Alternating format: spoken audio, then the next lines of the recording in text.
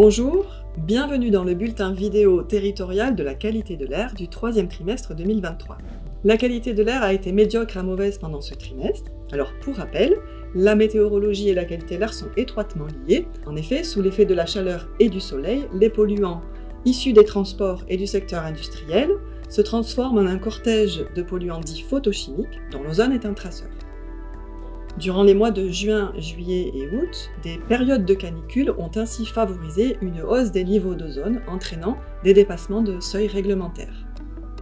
14 journées d'épisodes de pollution à l'ozone ont été enregistrées sur les mois de juillet, août et septembre, mais on a aussi observé 4 journées d'épisodes de pollution aux particules désertiques pendant cette période. Arrêtons-nous sur l'épisode de pollution à l'ozone qui a duré du 20 au 24 août. Cet épisode démarre le 20 sur les départements des Bouches-du-Rhône, du Var, du Vaucluse et des Alpes-Maritimes pour s'étendre à partir du 22 au sud des Alpes de Haute-Provence. La persistance de l'épisode pendant 5 jours consécutifs a conduit à la mise en place dans un premier temps de l'alerte de niveau 1, suivie de l'alerte de niveau 2 les 23 et 24 août sur les Bouches-du-Rhône, le Var, le Vaucluse et les Alpes-Maritimes.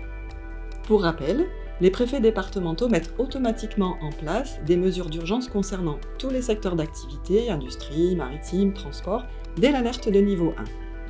À partir de l'alerte de niveau 2, des mesures d'urgence complémentaires peuvent être mises en place sur l'avis d'un comité d'experts mené par les préfets départementaux. C'est dans ce contexte que la circulation différenciée a été mise en place à Marseille les 23 et 24 août. Les véhicules critères 4 et 5 étaient interdits à la circulation dans le centre-ville. Quelle différence entre circulation différenciée et ZFE? La ZFE est une zone à faible émission mobilité dans laquelle les véhicules les plus polluants, classés par vignette critère, sont interdits à la circulation pendant toute l'année. Elle permet de réduire la pollution dite chronique qui a l'impact le plus important sur notre santé.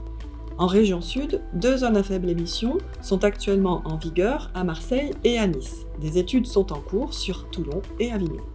La circulation différenciée est une mesure d'urgence qui, elle, interdit la circulation des véhicules classés par vignette critère seulement durant un épisode de pollution persistant. Revenons au cas de Marseille.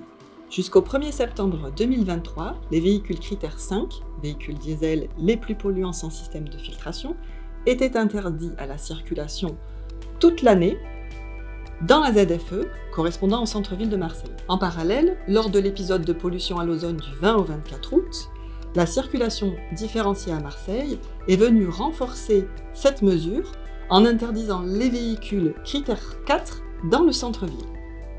Depuis le 1er septembre 2023, ce sont les véhicules critères 4 et 5 qui sont maintenant interdits à la circulation dans la ZFE de Marseille. Et à partir du 1er septembre 2024, ce sera aussi les véhicules critères 3.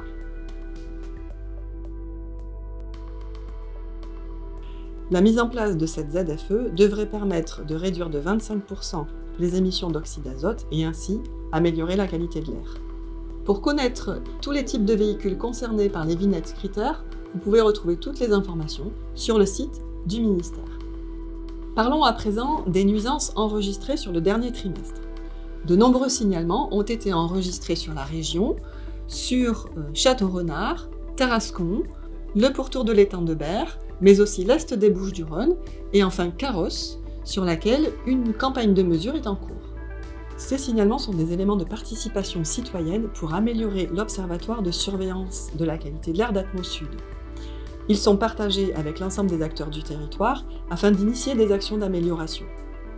Participez vous aussi à cet observatoire via l'application Signalaire. Pour retrouver toutes ces informations, n'hésitez pas à consulter notre site internet atmosud.org.